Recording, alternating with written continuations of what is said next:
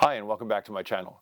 Today we'll be looking at the short story Starscape with Frieze of Dreams, written by Robert F. Young.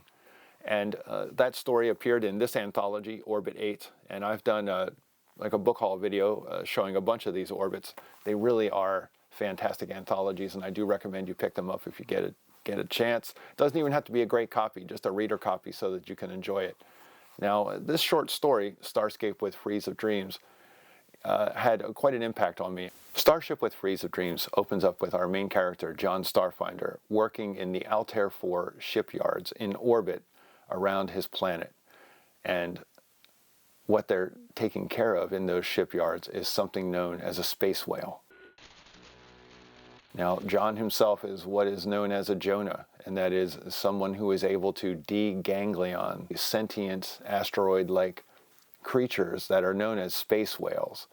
And their sentience is, of course, questioned, especially by the people who are killing them and removing their ganglion so that they cannot do what they do best, which is travel through time and space. It's very hard to catch a space whale because if it wants to, it can just go away at any point in time that it likes. Before we get too far into this discussion about this amazing story, let's have a word from our sponsor. Today's short story review is brought to you by a box of axes, just the way your grandmother liked them.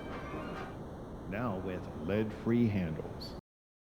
One day the story takes an amazing turn when John Starfinder finds that an image is appearing in his mind. He's not really sure what it is, but he eventually will deduce that the space whale that he is working on in orbit around Altair 4 is still alive. One of the interesting things about the culture over on Altair 4 where John Starfinder works is that the women have rose in prominence to corporate ownership. Women are pretty much in charge of everything, and men are definitely the second-class species on the planet. The men do a lot of hard, dangerous work, and very often will find themselves in sexual sharing arrangements where they don't have any exclusive rights to any woman.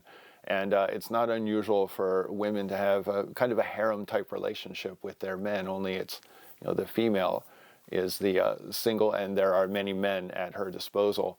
And John is a particularly lucky guy, according to everyone around him, because one very powerful executive has taken an interest in him. And while she has had her way with everybody and anybody she wants, she has decided she's going to marry him. John begins to question what's going on with the whale, because the whale is supposed to be dead, deganglioned by a Jonah, not him, but some Jonah out there. And John comes to the conclusion that this was not done effectively. And the reason is that this thing starts communicating with him, and the way it communicates is featured in the story through the most interesting use of typesetting in the story. One of the interesting things about John's relation with his executive ruling class wife-to-be is that she will often come home from work almost every day expecting some kind of sexual interaction. John, by points, looks forward to it or dreads it, but what comes after that is that she will inject him with a drug that makes him preepic and take advantage of that situation, all night long, to the point where eventually John just feels like a used-up piece of meat. It's an amazing turnaround on the battle of the sexes, which is something that's very important in science fiction and has been there from the start. And it really might make a lot of guys stop and think for a second, or, if you're a typical guy, maybe not at all. This is a great story, and it has mature themes. So just a word to the wise. Starscape with Frieze of Dreams is 10 pages long, and it's collected in a great old book like this, so you also get the benefit of old book smell. I recommend this story very much. This is a good story. Unlike Alamagusa, which I reviewed a little while ago, I hope you read that because that's the first Hugo winner for short story ever. One of the interesting things about this story is that Starfinder finds himself in a situation that is the envy of all the men around him. There are a bunch of men who work on the space whales, and all of them would love to have been chosen by some beautiful executive who's, just the absolute pinnacle of brains, beauty, power, and grace, and downright sexiness, who just wants to use him for all that he's worth for the rest of his life. The problem with that is that in this society, there really is a shelf life on any man who finds himself in a situation like that. The men who work in space and the men who labor within the economy and this world are near to disposable. And the ones that get chosen for special treatment are just a little less disposable.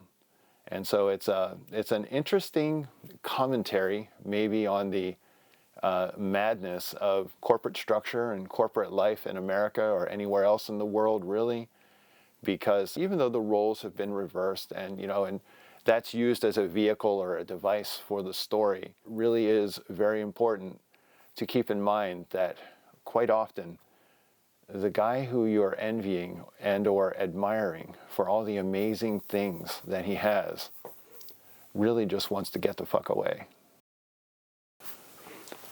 As with many short stories that I read, I went ahead and did a little bit of research on this one. I was curious what other people's reviews are, and so I found positive and negative reviews on this. And I was surprised to find a very positive review on this story, and with minutes later find a very negative review on this story. And I especially thought the negative review was valid. I thought that negative review made really good sense. And the negative review was coming from somebody who's very well educated and very well thought out on stories like this. So I'll link to both of those reviews down below. And and so it's always interesting when you see somebody who is incredibly qualified in the analysis of story, and they find a story like this to be not to their liking. It's an obscure story, and I found it and enjoyed reading it, and then I found kind of these differences of opinion about this one story online, and there are also just a vastly differing levels of opinion about the author himself. And so that's one of the interesting things that happens when you start to look at these old stories. You grab an old orbit like this and start reading the stories, and then you go check out the author himself, and you just uncover all of these other people who've come before you who are well aware of it and have a lot to say about it, and it can really help you to form interesting and new opinions and interesting and new understanding of the overall history of science fiction, which is much richer and deeper than many people assume. Science fiction, of course, as we all well know, is not just for kids. It's a very adult thing. And so when you look at what is good and what is bad about a story like this, you really get a good clue into that. So, I recommend reading this story, and I also recommend going out online and looking for the reviews. And of course, if you find a review that completely agrees with your point of view and you find yourself wagging your head and agreeing, get past that review and go find one that doesn't agree with you, because that's where you'll be challenged and that's where you'll grow. Because it is very interesting to really like something and then find someone who really doesn't like it. 5, 2, 2, 5, 2, 2, 1.